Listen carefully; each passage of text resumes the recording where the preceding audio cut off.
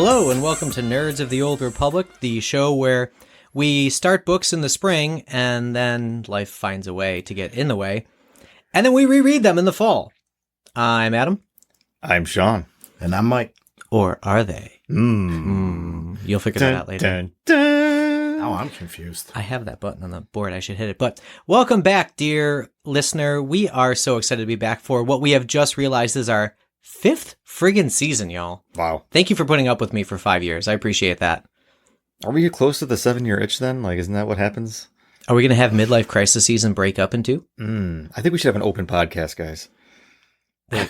Open, but I feel like we already do. Didn't we? I've already been podcasting with others. Yes, that's right. I'm sorry. And me and Adam have been aware of it for quite some time. They offered me pizza.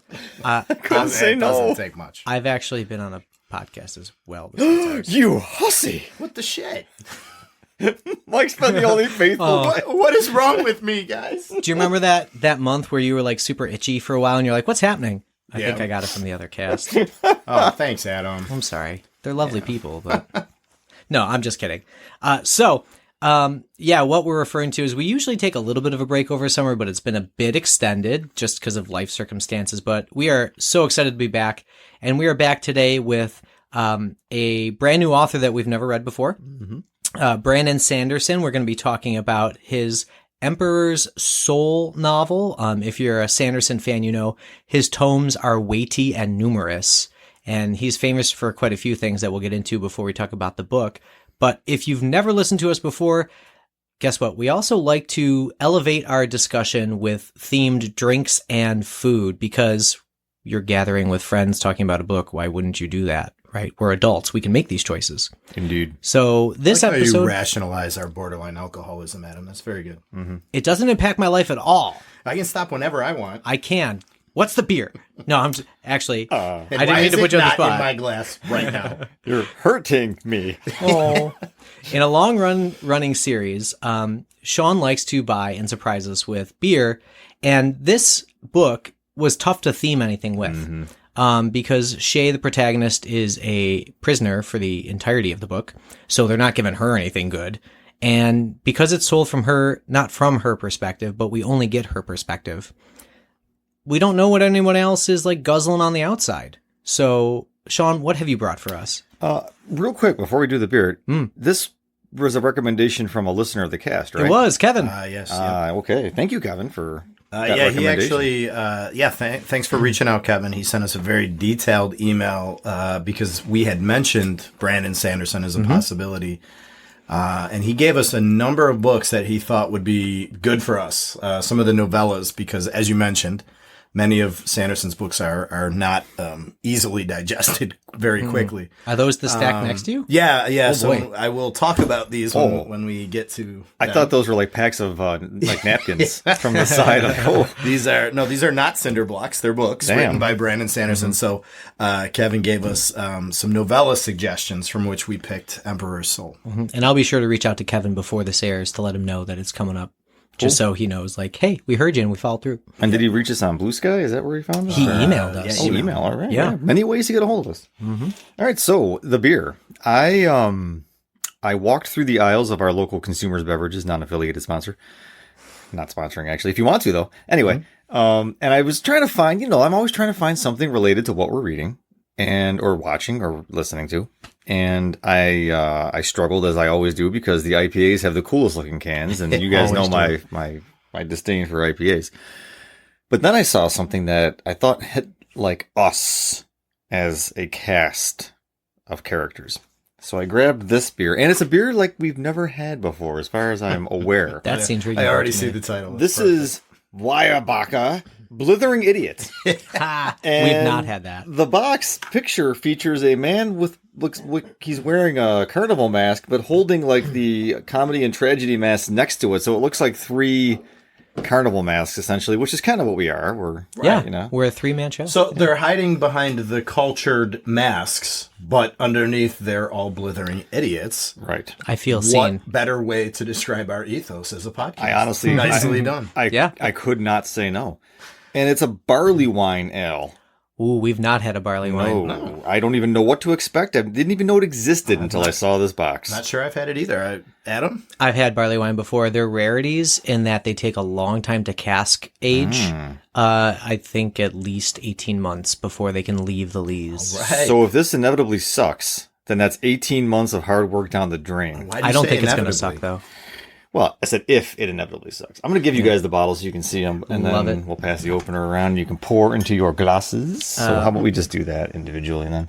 I do like the artwork on this. This is very cool. Are there tasting notes on the bottle? 11.1 ABV. I also noticed that. I was just about to warn you, barley wines are known for being high ABV. That's great because we got red wine and whiskey coming up. Oh, do you have a couch I can sleep on? It's right behind me. Yeah, they got that futon right there, buddy. Yeah. This is from brewed in Easton, Pennsylvania by Savant Beverages, but there are wait on the bottom maybe.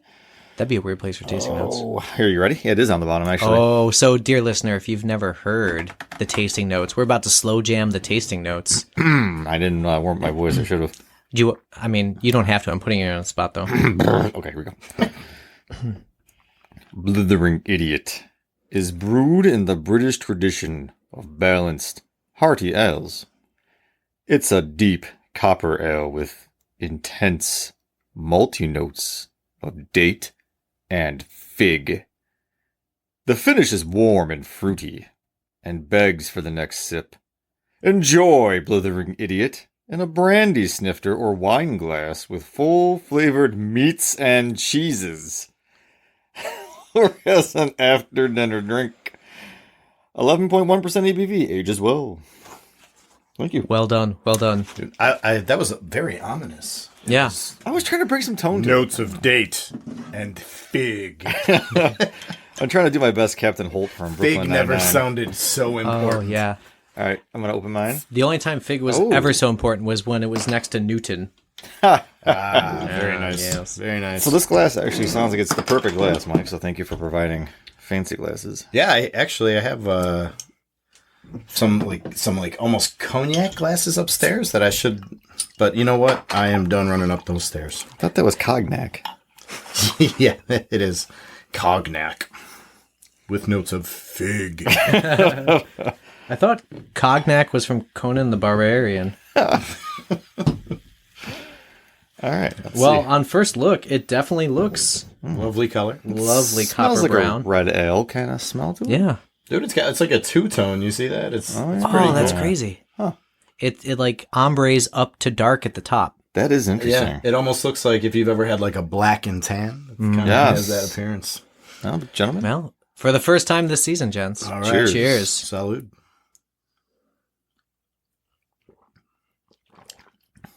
That is nice and potent. Damn. That's a good barley wine.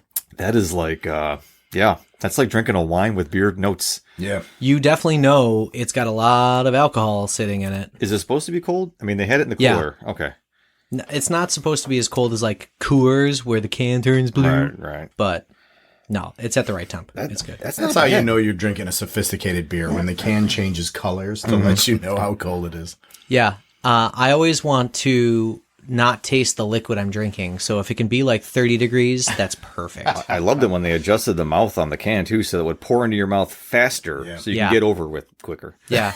Back in my day, we used to have shove a straw down the side of your face so you could shotgun it faster because you needed the air to escape. Right. Yeah. How we get drunk as the years progress. Yeah. Yeah. Well, now we get drunk on barley wine, and this is fantastic. I would do this again. This Yeah. is nice. There's Very nice. a barley wine festival that Rochester or New York holds every year. And it takes so much to brew, and then it's got to sit in time wise that tickets are expensive. But Honestly, it's worth it. after you told me that about the time that it takes, the price wasn't astronomical compared to some other beers we've had, and I'm like, that it was right in that sweet spot of like, okay, yeah, I'll pay that. Yeah, it's try the it. hipster markup. That's what you're paying for the other IPAs and stuff. Yeah, Yeah. that's good. Yeah. It's got like a little bit of a bitter aftertaste, but it's not unpleasant. Like sometimes you Yeah. get a bitter one and it's like, ugh. Yeah, and it's not a hops bitter. No. It's, I don't know, alcohol, I guess. I don't know. It's got like a sweet, like first, like It's a lot of malt first. Yeah. Malt, is that like malt forward? Is that what you would say? Or, okay. It's definitely a sipper, that's for sure. Oh, yeah. Yep. You're not chugging this thing. No, because, like some of those IPAs that are like 10%, you're like, oh, this is a beer. And you finish it quickly. Right, like, oh, no. This is like syrupy thick. Yeah. The only beer I know that's thicker is a Baltic Porter, which is brewed with figs and plum. Ooh. Traditionally, that's a beer of my people, Polish. It is coating the glass kind of like a brandy would. It's got legs. Yeah. This honestly is the exact right, like, people in the, like, high Renaissance time. This is, if you had a beer and you had money, this is your beer. So I was going to say, obviously the Blithering Idiot is very good thematically for our cast, but I felt like Barlywine is actually a really good fit for a work of, fantasy fiction like we're about to read. So serendipity, motherfucker. So nice job, That's Sean. right. That's right. Ooh, the first bell of the season. I'll take that bell to the bank. There you go.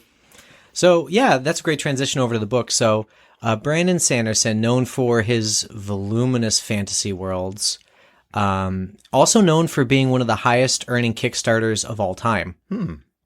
He wrote a surprise series, like Secret Project, during COVID and threw it up on Kickstarter, and it earned north of 35 million. Damn. Fuck. And that's not including reprinting and everything else. That was just the Kickstarter. Wow. And not including extras. So he's really like the authorpreneur who took over printing rights himself. So he prints his books. We self-publish that?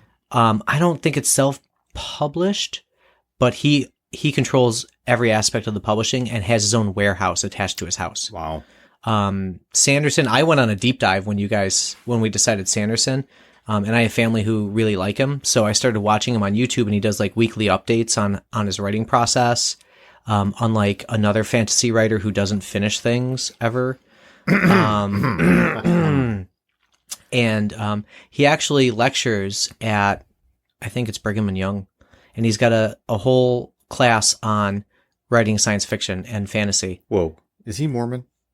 I believe something like that, yeah. Could be. Yeah. I'm not sure. I mean, teaching at BY, you'd expect. Interesting. But his writing for sci-fi and fantasy, it's probably not the right title. He has it all on YouTube. So you can literally like watch the class and he updates it and everything. That's so pretty cool. I learned a lot about it, about his writing process and like the craft of writing as a commercial author from him. I haven't read anything else of his. This is my first foray into him, except for my good friend Kyle, who just moved up here to Buffalo. He like speaks highly of him, has all of his books, has the special leather bound editions. That's also how he makes a good deal of his money. Is he's got different levels of fandom books you can buy. Wow. From like the paperback all the way up smart. to leather bound. Smart business guy. What's the, I'm just curious, who published The Emperor's Soul? Was it Tor Books or? Let me look. While I am looking, Mike, I might need to borrow some of those books to put my car up so I can change the oil. Yeah, well, so Mike has a stack of 3. and it is Tor who does okay. the Stormlight Archive. They're usually the fantasy publishers, Yeah. Yeah. And Doctorow too, actually. Oh. So, that's a book I want to talk about later. His new book, In Shitification. That's the name of it? It's a nonfiction book, actually. I want to read it just because of the Yeah. name. Yeah, we'll get the there. sequel to What Walkaway? what a great No, name. it's not the sequel to Walkaway, but if you don't know Walkaway, folks, you should listen to our cast on it. So Tor is a publisher we love. That'd be a cool sponsorship, maybe, Tor? Hey, Tor, we love you. I'm reading Wheel of Time right now. Don't you guys do that? Actually, probably, right? If they publish Sanderson, I would think so. they Yeah. would, I imagine, their Wheel of Time, because that's the other thing Sanderson is known for, is being trusted to finish Robert that Jordan's Wheel of series, Time. Mike, you obviously are way more familiar than us. You want to talk a little bit about your history? Yeah, or I your mean, thoughts? I'm not. I have. The man has released so much fiction. I don't even understand how he writes So that much. I've barely scratched the surface, but I started reading his Stormlight Archive when it first came out. So this was about 11 years ago. So Words of Radiance, I think, was the first. No, Way of Kings was the first book. And I was moving back from North Carolina to Western New York at the time, and I listened to about half of this book during the move in the car. Wow. And then I bought the book and finished it, and I loved this book. A few years later, I read the second one, which was Words of Radiance. And Oathbringer, the third book, is the one I stalled out on. I have the page marked here. So I'm 240 pages in when I stalled out. And if that sounds like I made good progress, just to clear that up, this book is 1,306 pages long. So I have about 1,100 pages to go. And that's the trade paperback size with like the size 10 font too. Right. Which I weirdly prefer. I don't know why, but I like the smaller print. I like the way the trade paperbacks fit in my hand. Dude. I tend to seek those out. I've seen Bibles with larger print and smaller format than that. Yeah. So, but to your point, that's 1,306 with tiny words. But the series is really good. I mean, it lives up to the word epic in epic fantasy. And this podcast is not about that series, so I won't go into all that detail, but I will say that I very much enjoyed these books. So just remember that as we continue the evening. That's the Stormlight Chronicles?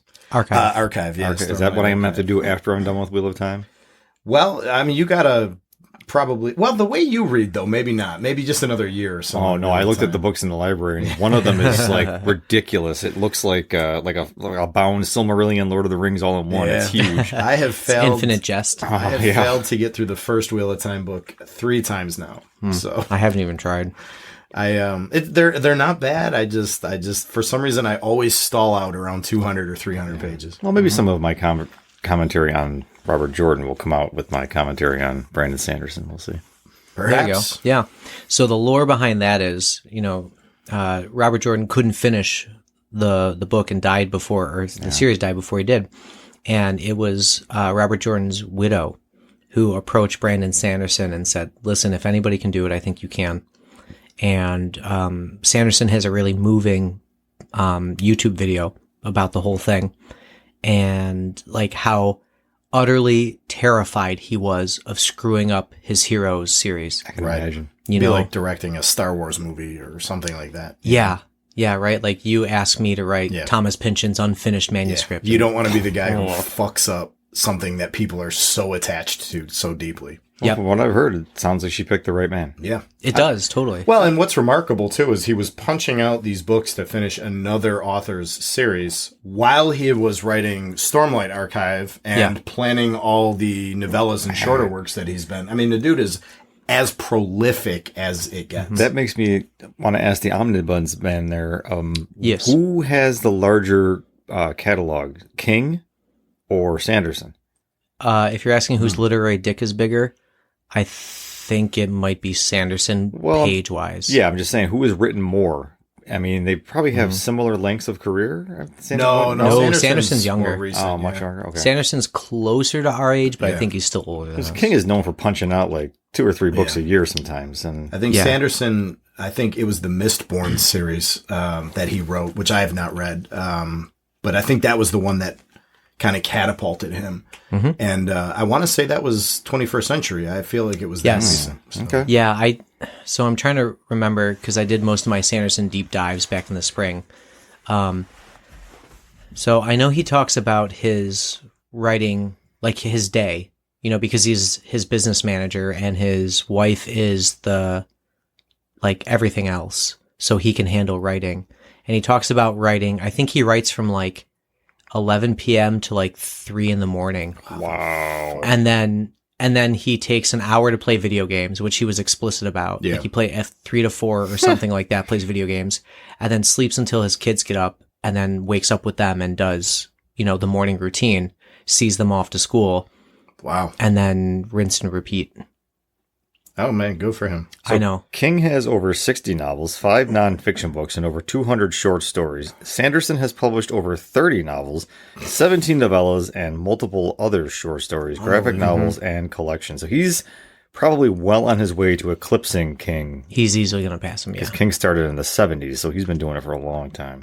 Yeah. I mean, as someone who, not in many years, but as someone who, when I was younger, tried to write fiction. Same. We all did. I cannot even process how that's possible. I mean, No. I think my longest effort might have been 20 pages, 30, something like that. It I know took- actually, you've written something. It took me 5 years to get Yeah. something about the length of Mice and Men. Right.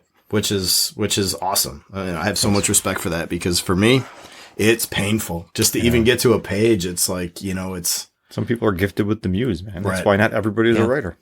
Yeah.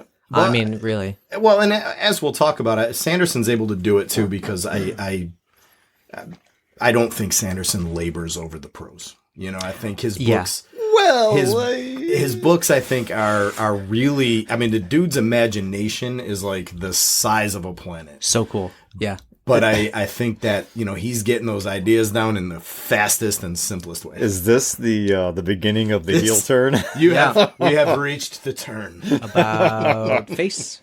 So, let's talk about The Emperor's Soul, which is a book. I believe it is actually set in his universe. What's All it of called? the Cosmere, Cosmere, all of thank his you. books are supposed to be tied together in this Cosmere. Even so, the only thing I've read is the Stormlight Archive, and it's been years since I looked this up, but I remember looking it up, and there are several characters mentioned here that are supposed to like tie it to other stuff. Yeah, there's a character in this series named Wit, actually WIT, which is supposed to be another character in some other part of the Cosmere or something. Wasn't that one of the people who interrogated Shay at the beginning was supposed to be one of those characters? I don't. Prologue, I think. I would have to go back and look at it. Yeah. But I will say that the what is it? What she calls what she does? What's it? Forging or something like that. Being a forger. There's something in the Stormlight Archive. God, it's been so many years. I want to say it's called soul casting in the Stormlight Archive. Yeah. Which seemed to me like a very similar concept. Like soul And stamps. so I wondered if that was like one of the like things where it's like, oh, it's a different part of the universe, so they call it something different and it has a slightly different aspect. But yeah, in this, I think it's called soul casting, and it's a similar thing. Like they're able to manipulate like matter and stuff. Oh, very king-like to have a united universe. Yeah. Yeah. So the gist of it is Shay, our protagonist, is imprisoned for ostensibly stealing a work of art and the royal scepter. And she stole it, in her words, in order to see if she could and create a forgery and replace the original with the forgery and take the originals. Because in her world, she can carve stamps into preferably soul stone, which is a certain kind of stone that sets hard when you light it a fire, and then it like sets and locks itself. And then you can alter the you can alter the reality of certain objects and also yourself by knowing the past and altering the past of that object. Only if the object accepts it. Oh yeah, the object or the person must accept it. And ostensibly, they're only keeping Shay alive because the emperor of the Empire they tried to assassinate. Thank you, Mike McDaniel. This Barlywine hit me hard. There was an assassination attempt from another faction inside the government that tried to kill him to get power. They managed to save his body by using what they call resealers, who are people who can forge the body in certain ways, but they could not save his mind. So they're asking Shay to reforge his soul, like the spirit of the emperor, and make him alive again. He's literally laying lifeless, not needing to eat or anything, in his bed. His wife's been killed, and they're holding Shay hostage so that she has to finish the work in order to bring the emperor back to life. And so the story is Shay deciding whether or not she's going to, if she can, how she interacts with her guards, how they keep her imprisoned, and then ostensibly a lot of character development on Shay's part and characterization on her part before the end. So I was going to start with a couple thoughts here. What do you think about the magic system that she uses, which is, the soul stones? Sanderson is known for creating different kinds of magic systems. He talks about hard and soft magic. Right. Hard magic has explicit rules. You must have this material in order to do this. And soft magic, where you just know magic exists in the world and you can kind of get fluffy with how it works. Right. And he's really good about blending moments of hard and soft magic here. So what did you think about the idea of like forging and soul and resealing and all of that? I'm a big fan of blending hard and soft, mostly hard, but sorry, I'm snickering. This is an MA podcast. Yeah, this is Anyway. NSFW. No, honestly, I'm just laughing because you guys were smirking, but I actually thought we were talking about magic. Well, it is kind of a magic, isn't it? I mean, at 40 that it's still Yeah, it can transmute so much. Okay, anyway, I like how you were transmute in there. That was great. I like the rules. I like that she's limited. I feel like it gives stakes to the character and what she's trying to do, and for me, that was well crafted. Just the fact that she couldn't. fireplace. Oh, okay. She couldn't make something up. You got a little in studio noise here. Yeah, sorry. She couldn't, like you said, like almost like just sort of magic it. She had to like work within a set construct, and I thought that was cool because it limits what she's able to do. There's a time constraint too, because she can only do it within the mourning period that they're using as a ruse for why the emperor isn't showing himself publicly. I mean, it's really, I thought it was smart, and it gave a lot of like narrative direction. Because she had to have certain things, she had to do it a certain way, and it built her character because then she had to be so good at it in order to make it work. No normal forger couldn't do it. Yeah, I left that out, but you're right. Yeah, they picked her because sorry if I spoilers. You listen to this. Read the book first. Yeah, that's always the disclaimer. Yeah, we talk about it all. I appreciated that. I thought it was well done. So I'm the type of person, like my personal preference is like, I don't need to know all the details. I like Tolkien, like Gandalf can do a few things that are magic. I like Star Wars. They can use the Force. I think that's it. Like, oh, it's called the Force. They can do magic stuff. Cool. We haven't explored the bounds of it, so they can do. And I'm fine with that. As long as there's an implied set of limitations and rules, I don't need them spelled out to me in explicit detail. I'm fine with that. But I do appreciate a complex magic system. What is this? I'm blocking the mic so you don't hear me chewing. Oh, thank you. Very courtesy. It almost, so you can't see it, listener, because we're never going to be a YouTube channel. But Sean held up his hand, and it almost looked like he was threatening Mike to like slap him. I thought a karate chop was coming or something. What is this? Do I look like a bitch? So I do appreciate a good complex magic system in longer epic fantasy. My favorite series of all time is that one you see right there behind you guys, the Malazan Book of the Fallen, which is an incredibly complex book on many levels. We should do that one day. Some of it. Yeah, it's a lot to chew, but you speak highly of it though. I fucking love it. It's one of the most impressive things I've ever read, and I can't speak highly enough about it. But the magic system is one part of that's incredibly complex. But same thing with the Stormlight Archive. Like, the magic system here is very complicated, but Sanderson has all these pages to weave it in. What I struggled with in this book is that it felt like an instruction manual for a magic system. It was like every it picked up a little bit in the back third perhaps, but I felt like for, 60, 70 pages, every chapter is just like explaining how she does what she does and how she might approach doing this because these are the rules. And, again, it's very subjective. It's me as a reader, but I was like, fucking do something. Like, advance the plot in some way. Stop telling me about this magic system, because that felt like all the book was for quite a while. I think that's where our levels of nerdism kind of vary, because I liked that minutia to a point. I get it. And if it's sacrificing advancing the plot, that's a problem. I didn't think it did. I felt like it was so important to her story that you kind of know that this is a craft that she is doing. It's not like, like there's people who build houses and there's people who build works of art that you live in, I felt like that was the difference. And to do the character justice, you almost had to give that level of minutia. I mean, again, it's a very personal preference thing, but you mentioned building houses. If I'm reading a book about a character who builds houses, I don't need chapter upon chapter about the craft.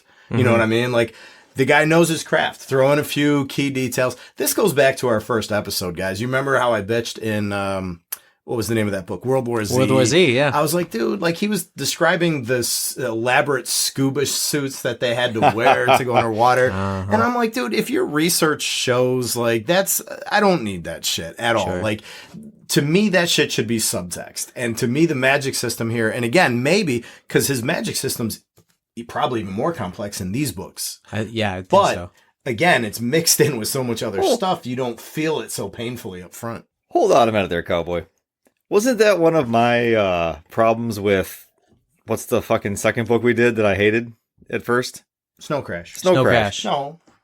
I think you had a lot of complaints. You had a lot of but it complaints wasn't with one Snow of them that Crash. he just remember goes into research. minute detail about shit. Well, and that things is like Well, okay. yeah. So fair point. Stevenson's known for that famously. I don't feel like that was a feature of Snow Crash as much, but basically every other book the man wrote. What?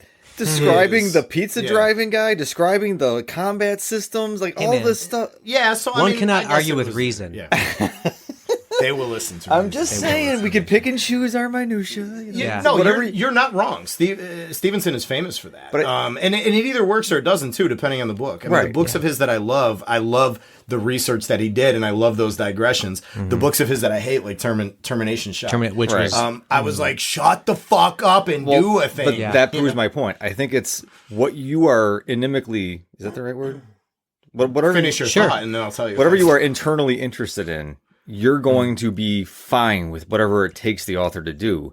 But if you're bored Yeah, by that's it, fair. you're bored by it. It's like, fair. simple Yeah, enough. I said it's a personal thing. When Yeah. it comes to magic systems, I don't need all that. And if you're going to give me all that, I need it like spread out over maybe, Yeah. what is it? What did I say? 1,300 pages? 1300. And so But That's fair. I felt there were too many consecutive chapters in this book where it was painfully describing to me the minutia of the magic system at the expense of anything happening, and that's just not for me. Like Yeah. that's not what I'm there for. And I think part of it though is the conceit.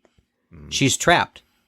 She can do nothing else. So what else are we going to get Yeah, for but I hate 300 that shit pages? too. We talked when Yeah, I we get did that. when we did George R. R. Martin. I talked about not in the book we read. That book was excellent. Yeah.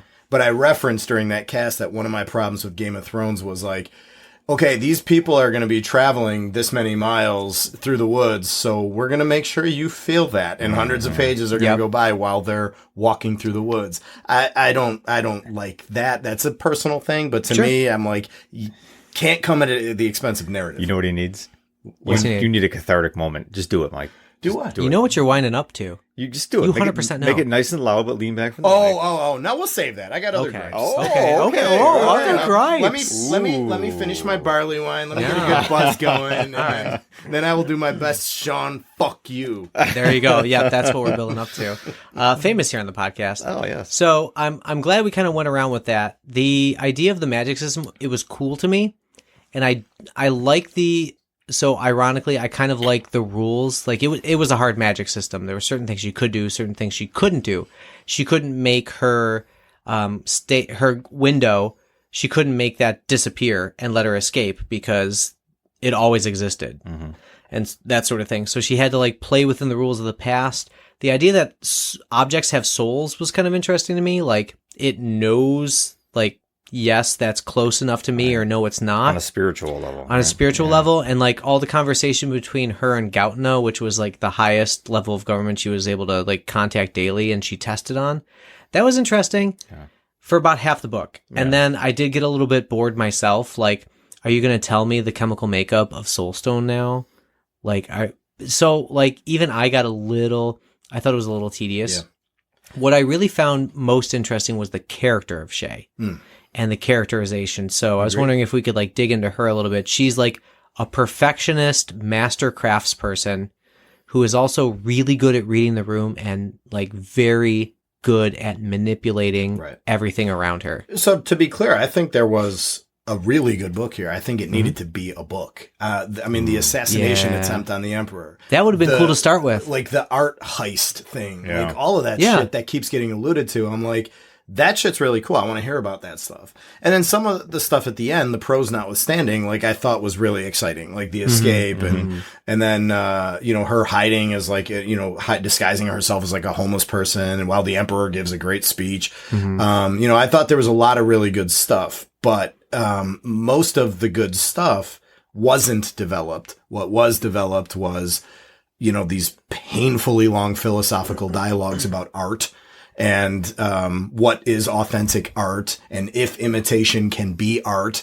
Yeah. And while, by the way, I think that is a fascinating conversation, watch F for Fake by Orson Welles if you really want to go deep on that shit. Good call. Great movie. It's a fascinating question. 100%. I'm giving a bell for that. Hot bell. But, That's loud. But so it wasn't the question that bothered me. I didn't need it in the form of Brandon Sanderson's story and his prose and his characters. Sure. And to the extent that it was there, I didn't need it to be the forefront. Like I said, there was just a lot of shit that could have been developed more. I guess what I said before, it would have made a better book than a novella is kind of the impression I had. That's a point I had not thought about. I would have loved to have seen the book start off with the assassination attempt. Yeah. Right? Because you're jumping in media res. You're in the middle. You got to figure out the world. There's your conflict right there. Absolutely. The stakes are high at that point, as opposed to like, well, if she doesn't do it, the other part of the government takes over, the other faction. See, I feel like that would have been a little too like cliche. I like how he puts you in her imprisonment to start with, and it kind of puts you on your toes too. I like that part of it. Not to say that I loved everything, and you guys make some valid points. There was some tedium in there, and I remember, trying to slog through it like I usually do. But you're always the first to finish the book, Sean. I don't know what it is, man. That's okay. But the point about Shay's character, what I liked about it was that she was a strong female character written by a man, which is a rarity that I feel like he pulled it off where she wasn't a Mary Sue, and she definitely had a certain set of skills, but she was a complicated character, and I think she had some vulnerabilities and things, and I thought she was really well realized for a novella. And yeah, Mike, a larger novel would have been really cool, but the story that he gave us, I appreciated. I thought it was not perfect, not by any means, but it was an entertaining story, and I remember finishing it and going like, that was all right. I agree with that. I wouldn't. That's high praise. It is for me, especially. I'm the heel on this. Yeah, thing, not the heel necessarily, but you're usually the critic that disparages things the most, and I felt like it wasn't like I didn't finish it and smoke a cigarette and go like, oh man, whew. What's Shay doing now? Yeah, I'm gonna read the entire Stormlight archive. Right, I didn't march out the door and go buy a bunch of Sanderson books. I did go. I could read some of his stuff, and then that was my gateway into wanting to do Wheel of Time, which has been on my nerd list for a long time, and I know I'm going to get to him eventually. But I like I said before, remember through this criticism that I've given and will continue to give, that I'm actually a Sanderson fan. I do. The fact that I stalled on the Stormlight Archive is not a reflection of my loss of enjoyment for the series.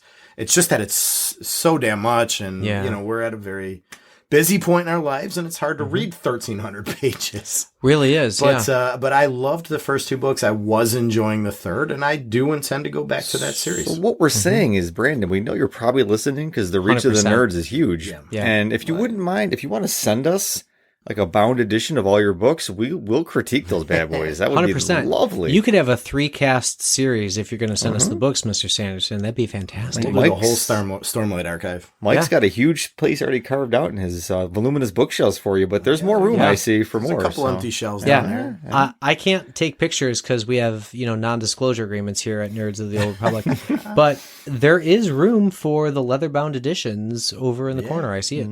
He's not saying no. No. Not saying no. All right, so Mike, ahead. it looks like you were just about to chime in. Well, I was just going to throw in some more gripes, but if you no, I can throw them in at any point. If you have an agenda here and you got some points you want to bring up, I'll work my gripes in. This is the time for Festivus. You may air your grievances. Okay. Ooh. So I don't usually notice the prose being so bad when I'm reading Sanderson because, like I said, the dude's imagination is the size of a planet, and these books, like you're not there for the prose anyway. And when the characters in these books carry like, let me see if there's a picture here. Like, look at the fucking sword these characters. It's like the size of a man. Jesus, it's a broadsword. Like it's all the shit you want. You could never actually wield that sword. And they're fighting a war in a landscape where like the landscape itself shifts and moves and all this guy. I mean, there's so much. All the stuff you come to epic fantasy for is here. So I don't usually pay that close attention, but the prose was painfully bad to me in this novella because I wasn't enjoying the book to begin with. I highlighted a couple sentences for you guys earlier when she's making her exciting mistake, or Freudian slip. Her Wait, I gotta. You got it? There you go. It's a light bell for her that big one. escape, and I'm like, oh, cool, like shit's happening, and I'm reading, like I'm actually interested for once, and it said like she headbutted the thing, like exact quote, like come on, dude, like didn't an editor catch that? Like I know you got a page count you're trying to hit, but what was the other one? It was a warrior keeps moving like a river. Oh yeah, Like, yeah. did we need a simile there? And if we did it have to be that one? That sounds like a Taylor Swift like lyric or something. No, I bad. was gonna blame Bruce Lee. Flow like water. That's probably where they came from. But that's profound. Maybe. when Bruce Lee says it. Yeah, when Bruce Lee could have said, "Wipe your ass clean," Right. and it would have been coming profound. from him. A warrior wipes his ass clean. Yeah. A warrior does not walk onto the field of battle with dirty shit hands. Your point though is well taken because Yeah, like no, I I agree. it does sound like a pop lyric. Like what's the thing I just saw the other day? A lyric in Taylor Swift's new album that everyone's Don't getting you excited dare. for. Don't you dare, Sponge. Oh, I'm going to. Mrs. Kelsey. It was something like, Is this a take reference? a skate to the ice in my veins. And I'm like, are you fucking kidding me? This is what passes for the high watermark of pop? Oh, no. Oh, dear Lord. But that reminded me so much of that. Like, just the Yeah. idea that it's very lazy. Keeps moving like a river. It's lazy. And she headbutted The thing. Which, Whoa, like the Fantastic Four thing? that's a badass headbutt, by the way. He's stoned. Yeah, damn. So, But I will say I had to text this to you guys after reading it. I was disgusted. But I immediately I did like what happened afterwards then because there was this whole comic scene where it was like apparently it works better in books than it does in real life, and she's like there's a stunned meta and it moment. actually hurts, and I was like, okay, that's funny. So she rips the spine of the bone monster, and she cuts her. She like shreds her hand on it. Right. Oh, So- that was a cool thing. I Right. forgot about those like blood-seeking monsters. The blood seekers, the blood sealer and all creatures. that. Yeah. So like, I love that because it is the like big bad end guy, and she has to like literally stamp herself to change her soul to be a fighter. Yeah. And it's cool because it also feeds back into a bunch of books we've read where like the big boss, you have to like gear up, level up, study up or whatever. But I was let down by that fight. It was again it would have made a better book than a novella because like Yeah. it was just over so quick. Like all the novella, they kept every time they referred to the guy, it was like him and his sinister pets. Yeah, and it was like, oh the blood shit, sealer. like and like she headbutted the thing, and she did like the thing to the other thing, and then she killed that guy, and like or didn't kill him. She like said some scary shit to him, and it was like, oh, they weren't that sinister after all. I love how you said you were disgusted and then you're okay. All I could get in my mind was an image of you vomiting and then sucking it back up. Whoa. But she headbutted No the thanks. thing, wah! And then it was like, oh, that works better in books. And I was like, oh, hang on, like a spoon. I retract my vomit. Yeah. I'll eat my own vomit. I'm sorry, my head goes there. I know we're up against the clock, so I want to get my other gripe in real quick. And this, All yours. I want to be clear that this Edge of RC's waiting for it. this is a very personal pet peeve. This is not a thing that I expect everyone to hate, but the first like half of the book, every conversation went like this. Like somebody would say something and then it would be like, what they were really saying was blah, blah, blah, blah, blah. And then she would say something back and that person would be like, they knew what she really meant was blah, blah, blah, blah, blah. Yeah. And I was like, dude, like, a little bit of that is fine, but like, I don't need every conversation to be translated for its political implications. Yeah, and all I get the that. Like, subtext, Sanderson. That's kind of a Yeah. half-assed political intrigue thing. Right. Where authors Yeah. who do it well, the implications speak for themselves. You don't have to tell the audience, oh, they didn't really mean that. Yeah. Yeah. We know that Gautana was really not being honest. Right. Right? So like yeah, I agree with that. Like the story was interesting, the conceit was cool. Yep. I hadn't thought about it being a novel. That'd be cool. I feel Make it 400 pages. yeah, That's fine. that's a good point. And I feel like Mike just edgelorded us big time.